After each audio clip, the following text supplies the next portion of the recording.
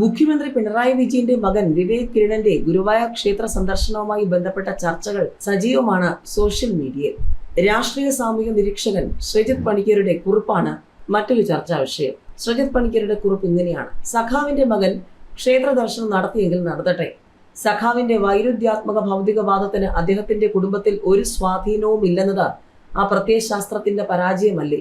സഖാവ് നാടൊട്ടുക്ക് കമ്മ്യൂണിസ്റ്റ് ആശയം പറഞ്ഞു നടക്കുമ്പോഴാണ് അദ്ദേഹത്തിന്റെ കുടുംബം കേരളത്തിലെയും തമിഴ്നാട്ടിലെയും പ്രധാന ക്ഷേത്രങ്ങളിൽ ദർശനം നടത്തുന്നത്. കുടുംബാംഗങ്ങളെ അദ്ദേഹം തന്റെ വഴിക്ക് കൊണ്ടുവരണമായിരുന്നു എന്നുള്ള അഭിപ്രായമൊന്നും എനിക്കില്ല. എല്ലാവരും വ്യത്യസ്ത തീരുമാനങ്ങളുള്ള വ്യക്തികളുമാണ്. എങ്കിലും ഏറ്റവും പ്രമുഖനായ കമ്മ്യൂണിസ്റ്റ് നേതാവിന്റെ അടിസ്ഥാന ആശയങ്ങൾക്ക് അദ്ദേഹത്തിന്റെ കുടുംബത്തിൽ സ്വീകാര്യത ഇല്ലെന്നതും കുടുംബാംഗങ്ങളിൽ അല്പം പോലും സ്വാധീനം ചെലുത്താൻ അതിന് കഴിഞ്ഞില്ലെന്നതും ചെറിയ കാര്യമല്ല. ഇത്രയുള്ളൂ കമ്മ്യൂണിസം എന്ന് പറഞ്ഞുകൊണ്ടാണ് ശ്രീജിത്ത് പണിക്കരുടെ കുറിപ്പ് അവസാനിക്കുന്നത്. മുഖ്യമന്ത്രി പിണറായി വിജയന്റെ മകൻ വിവേക് കിരണിന്റെ ഗുരുവായൂർ സന്ദർശനത്തിന് പിന്നാലെ സോഷ്യൽ മീഡിയയിൽ നിരവധി ചർച്ചകൾ നടക്കുകയാണ്. ചില പേജുകളിൽ ഈ വിഷയത്തെ അനുകൂലിച്ചും പ്രതികൂലിച്ചുമൊക്കെ ചർച്ചകൾ നടക്കുന്നുണ്ട്. അതേസമയം ഗുരുവായൂർ ദർശനം വിവരം ചോർന്നതിൽ CPM-ന് ഞെട്ടൽ, പാർട്ടി അന്വേഷണത്തിന് സാധ്യത എന്ന ചർച്ചകളുമുണ്ട്. മുഖ്യമന്ത്രി പിണറായി വിജയന്റെ മകൻ വിവേക് കിരൺ ഗുരുവായൂർ ക്ഷേത്രത്തിൽ ദർശനം നടത്തിയ വിവരം പുറത്തായതിൽ CPM കേന്ദ്രങ്ങളിൽ കടുത്ത അതൃപ്തി. അതീവ രഹസ്യമായി വച്ചിരുന്ന സന്ദർശന വിവരം എങ്ങനെ മാധ്യമങ്ങൾ അറിഞ്ഞു എന്നതിനെക്കുറിച്ച് പാർട്ടി അന്വേഷണം നടത്തിയേക്കും. പൊതുവെ അധികമാരും തിരിച്ചറിയാത്ത വിവേകിനെ ലക്ഷ്യം വെച്ച് ക്യാമറകൾ എത്തിയത് ആസൂത്രിതമാണെന്ന സംശയം ശക്തമാണ്. തിങ്കളാഴ്ച വൈകിട്ടായിരുന്നു കുടുംബസമേതം വിവേക് കിരൺ ദർശനത്തിനെത്തിയത്. ദേവസ്വം അഡ്മിനിസ്ട്രേറ്റർ OB അരുൺകുമാർ ഇവർക്കൊപ്പം ഉണ്ടായിരുന്നു. സാധാരണഗതിയിൽ VIP സന്ദർശനങ്ങൾ ദേവസ്വം ബോർഡ് മാധ്യമങ്ങളെ അറിയിക്കാറുണ്ടെങ്കിലും ഇത്തവണ അതുണ്ടായിരുന്നില്ല. എന്നാൽ ദർശന സമയത്ത് ഒരു പ്രത്യേക ചാനലിന്റെ ക്യാമറ ഉൾപ്പെടെ ദൃശ്യങ്ങൾ പകർത്താനെത്തിയത് പാർട്ടിയും സുരക്ഷാ ഉദ്യോഗസ്ഥരെയും ഒരുപോലെ ഞെട്ടിച്ചിട്ടുണ്ട്. മുഖ്യമന്ത്രിയുടെ മകനെ കണ്ടാൽ പെട്ടെന്ന് തിരിച്ചറിയാൻ പ്രയാസമായിരിക്കെ കൃത്യസമയത്ത് ദൃശ്യങ്ങൾ പകർത്താൻ മാധ്യമപ്രവർത്തകർ എത്തിയത് വിവരം ബോധപൂർവം ചോർത്തി നൽകിയതാണെന്ന സൂചനയാണ് നൽകുന്നത്. ദേവസ്വം ബോർഡിലെ ഉദ്യോഗസ്ഥരിലേക്കോ പ്രാദേശിക പാർട്ടി കേന്ദ്രങ്ങളിലേക്കോ ആണ് സംശയത്തിന്റെ നിഴൽ നീളുന്നത്.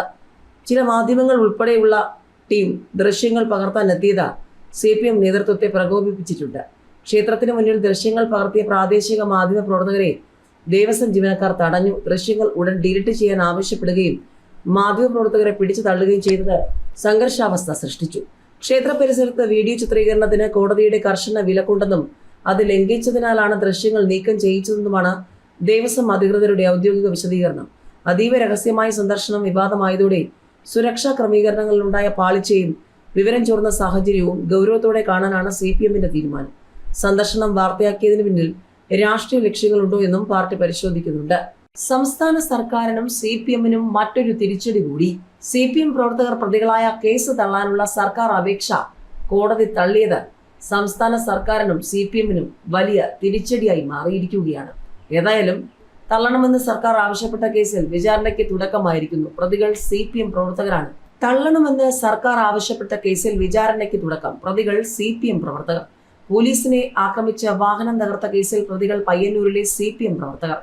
തള്ളണമെന്ന് സർക്കാർ അപേക്ഷ നൽകിയ പോലീസ് വാഹനം ആക്രമിച്ച കേസിൽ വിചാരണ ആരംഭിച്ചു. പയ്യന്നൂരിലെ CPM പ്രവർത്തകർ പ്രതികളായ കേസാണിത്. 2015 സെപ്റ്റംബർ 17 രാത്രി 8 രാമന്തളി കുന്നുരുവിൽ SI ഉൾപ്പെടെയുള്ള പോലീസുകാരെ ആക്രമിച്ച് പരിക്കേൽപ്പിക്കുകയും പോലീസ് വാഹനം തകർക്കുകയും ചെയ്ത കേസിലാണ് Taliparamba additional sessions judge KN Prashanth മുൻപാകെ വിചാരണ ആരംഭിച്ചത്. CPM ലോക്കൽ സെക്രട്ടറി ഉൾപ്പെടെ 13 പ്രതികളാണുള്ളത്. പൊതുജന താൽപര്യമെന്ന പേരിൽ ഈ കേസ് പിൻവലിക്കണമെന്നാവശ്യപ്പെട്ട് സംസ്ഥാന സർക്കാർ കോടതിയിൽ അപേക്ഷ നൽകിയിരുന്നു. എന്നാൽ കളക്ടർ മുഖേന നൽകിയ അപേക്ഷ പരിഗണിച്ച ജഡ്ജി KN പ്രശാന്ത് എന്ത് പൊതുജന താൽപര്യമാണ് ഇതിലുള്ളതെന്ന് ചോദിച്ചാൽ കഴിഞ്ഞ നവംബർ 25 അപേക്ഷ തള്ളി. പ്രതികൾ വിചാരണ നേരിടണമെന്ന് വിധിക്കുകയായിരുന്നു. പയ്യന്നൂരിൽ CPM SDPI സംഘടനത്തെ തുടർന്ന് പട്രോളിംഗ് നടത്തുകയായിരുന്ന അന്നത്തെ പഴയങ്ങാടി SI KP ഷൈന്റെ നേതൃത്വത്തിലുള്ള പോലീസ് സംഘമാണ് കുന്നുരുവിൽ ആക്രമിക്കപ്പെട്ടത്. SI ഷൈൻ, പോലീസുകാരായ പ്രമോദ്, TV സുനിൽകുമാർ എന്നിവർക്ക് ഇരുമ്പ് വടികൊണ്ട് മർദ്ദനമേൽക്കുകയും പോലീസ് വാഹനം അടിച്ചു തകർത്ത് 60,000 രൂപയുടെ നഷ്ടം വരുത്തിയെന്നുമാണ് case. CPM local secretary TV Anoop, Sathyan, Jithin, Dineshan തുടങ്ങിയവരാണ് കേസിലെ പ്രതികൾ. കൊലപാതക കേസിലെ പ്രതികൾ ഉൾപ്പെടെ ഇതിലുണ്ടെന്ന് കേസ് തള്ളാനുള്ള വാദം കേട്ട ശേഷം കോടതി അന്നത്തെ വിധിന്യായത്തിൽ ചൂണ്ടിക്കാട്ടിയിരുന്നു. കേസ് തള്ളാനുള്ള സർക്കാർ അപേക്ഷ കോടതി തള്ളിയത് സംസ്ഥാന സർക്കാരിനും തിരിച്ചടിയായിരുന്നു. തുടർന്നാണ് കേസ് വിചാരണയിലേക്ക് നീണ്ടത്. മർദ്ദനമേറ്റ അന്നത്തെ SI ഷൈൻ, പോലീസുകാരനായ പ്രമോദ് എന്നിവരെയാണ് കഴിഞ്ഞ ദിവസം വിസ്തരിച്ചത്. കേസ് ഇനി ജൂലൈ 8 പരിഗണിക്കും. പ്രതികൾക്ക് വേണ്ടി അഭിഭാഷകരായ TV ദിനേശ്, ഷാനവാസ് എന്നിവരും വാദിഭാഗത്തിന് വേണ്ടി പബ്ലിക് പ്രോസിക്യൂട്ടർ U രമേശനുമാണ് ഹാജരാകുന്നത്. MP-യും ഇല്ല, MLA-യും ഇല്ല. കനലൊരു തരി പോലും ഇല്ലാതെ ബംഗാളിലെ CPM. ബംഗാളിൽ നിന്നുള്ള ഏക CPM MP ആയിരുന്ന ബികാഷ് രഞ്ജൻ ഭട്ടാചാര്യയുടെ രാജ്യസഭാ കാലാവധി ഏപ്രിൽ 2 അവസാനിച്ചതോടെയാണ് ഒരു ചരിത്രം തന്നെ അവസാനിച്ചത്. രാജ്യസഭാ MP ബികാഷ് രഞ്ജൻ ഭട്ടാചാര്യയുടെ കാലാവധി പൂർത്തിയായതോടെ പശ്ചിമ ബംഗാളിൽ നിന്ന് CPM-ന് MP-മാരോ MLA-മാരോ ഇല്ലാത്ത അവസ്ഥ. ബംഗാളിൽ നിന്നുള്ള ഏക CPM MP ആയിരുന്ന ബികാഷ് രഞ്ജൻ ഭട്ടാചാര്യയുടെ രാജ്യസഭാ കാലാവധി ഏപ്രിൽ 2 അവസാനിച്ചത്. കഴിഞ്ഞ ലോക്സഭാ തെരഞ്ഞെടുപ്പിലും നിയമസഭാ തെരഞ്ഞെടുപ്പിലും ഒരംഗത്തെ പോലും ബംഗാളിൽ നിന്ന് വിജയിപ്പിക്കാൻ പതിറ്റാണ്ടുകളായി അധികാരത്തിലിരുന്ന CPM-ന് സാധിച്ചിരുന്നില്ല. കൊൽക്കത്ത മുൻ മേയർ കൂടിയായ ബികാഷ് രഞ്ജൻ ഭട്ടാചാര്യ 2020 ഏപ്രിലാണ് രാജ്യസഭാ അംഗമായത്. 2021 നിയമസഭാ തെരഞ്ഞെടുപ്പിൽ CPM-ന്റെ ഒരു സ്ഥാനാർത്ഥിക്ക് പോലും വിജയിക്കാൻ സാധിച്ചിരുന്നില്ല. ഇതോടെ രാജ്യസഭയിലേക്ക് വീണ്ടും അംഗത്തെ അയക്കാനുള്ള അംഗബലവും ഉണ്ടായില്ല. 2024 ലോക്സഭാ തെരഞ്ഞെടുപ്പിലും CPM-ന്റെ ഒരു സ്ഥാനാർത്ഥി പോലും വിജയിച്ചില്ല. ഇതോടെയാണ് ബംഗാളിൽ നിന്നും പാർലമെന്റിലും നിയമസഭയിലും CPM-ന് പ്രതിനിധി ഇല്ലാതെ പോയത്.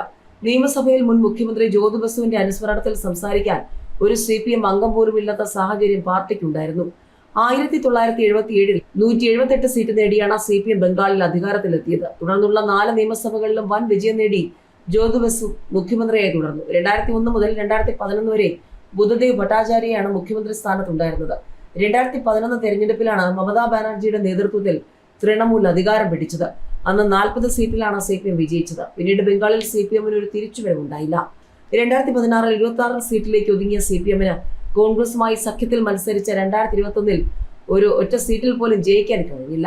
അതിനാൽ ഇത്തവണത്തെ നിയമസഭാ തെരഞ്ഞെടുപ്പ് CPM-ന് നിലനിൽപ്പിന്റെ പോരാട്ടമാണ്. ഇത്തവണ കോൺഗ്രസ് സഖ്യമില്ലാതെയാണ് മത്സരിക്കുന്നത്. ഇതിനിടെ ബംഗാളിൽ CPM തിരിച്ചു വരുമെന്നാണ് സംസ്ഥാന സെക്രട്ടറി മുഹമ്മദ് സലീം ആവർത്തിക്കുന്നത്. ഈ തെരഞ്ഞെടുപ്പിൽ CPM നിയമസഭയിൽ എത്തുമെന്ന കാര്യത്തിൽ തികഞ്ഞ ആത്മവിശ്വാസത്തിലാണ് CPM ബംഗാൾ സംസ്ഥാന സെക്രട്ടറി മുഹമ്മദ് സലീം. ബംഗാളിലെ തൃണമൂലിന്റെ ജനവിരുദ്ധ നയങ്ങൾ മടുത്ത ജനങ്ങൾ വീണ്ടും ഇടതിലേക്ക് തിരിച്ചു വരികയാണെന്ന് മുഹമ്മദ് സലീം പറഞ്ഞു. കഴിഞ്ഞ 2 നിയമസഭാ തെരഞ്ഞെടുപ്പിൽ കോൺഗ്രസുമായി ധാരണയുണ്ടായിരുന്നു. ഇത്തവണ സംയുക്ത പോരാട്ടത്തിൽ ചേരേണ്ടെന്ന് കോൺഗ്രസ് തീരുമാനിക്കുകയായിരുന്നു. ബംഗാളിനെ രക്ഷിക്കാനായുള്ള ഇടത് തിരിച്ചുവരവിനാണ് CPM ഉറ്റുനോക്കുന്നത്. അത് സംഭവിച്ചാൽ കോൺഗ്രസിന് ഇടമുണ്ടാവില്ലെന്ന് മുഹമ്മദ് സലീം പറഞ്ഞു. മമതാ ബാനർജി വ്യാജ പ്രതിച്ഛായ ഉണ്ടാക്കിയിരിക്കുകയാണ്. പഴയ കാലത്ത് പോലും ജനസംഘത്തിനും RSS-നും ഇടമില്ലായിരുന്നു. അവർക്ക് ഇടം നൽകിയത് മമതാ ബാനർജിയാണെന്ന് മുഹമ്മദ് സലീം കുറ്റപ്പെടുത്തി. ഇടതുപക്ഷം ബംഗാളിൽ 282 സീറ്റിലാണ് മത്സരിക്കുന്നത്. മറ്റു സീറ്റുകൾ CPIML, ISF അടക്കമുള്ള സംഘടനകൾക്ക് നൽകി. തൃണമൂൽ കോൺഗ്രസും BJP-യും മുഖാമുഖം പോരാടുന്ന ബംഗാളിൽ കാര്യമായ ചലനമുണ്ടാക്കാൻ 34 വർഷം തുടർച്ചയായി ഭരിച്ച CPM-ന് ഇപ്പോൾ കഴിയുന്നില്ല. നിയമസഭയിലും ലോക്സഭയിലും CPM-ന് സംസ്ഥാനത്തു നിന്നും പ്രതിനിധികളില്ല എന്നുള്ളത് വലിയ ചോദ്യം തന്നെയാണ്. ഏതായാലും ഈ സാഹചര്യത്തിൽ ഈ തെരഞ്ഞെടുപ്പിന് പ്രാധാന്യമേറെയാണ്.